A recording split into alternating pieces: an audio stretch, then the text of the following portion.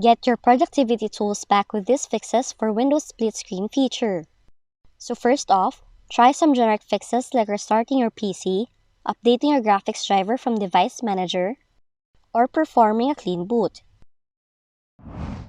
But if the issue persists, enable Snap Windows by opening Settings, click System, choose Multitasking, and turn on Snap Windows. Now you have to click the down arrow key and ensure that all checkboxes are selected. Next, check your display settings by opening Settings, click Display, go to Scale and Layout section, and click the Display Resolution drop-down menu and adjust the resolution to fix your connected display.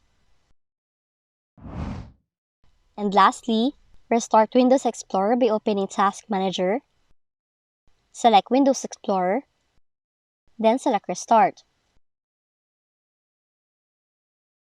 And those are the possible fixes if your split screen is not working in your Windows computer.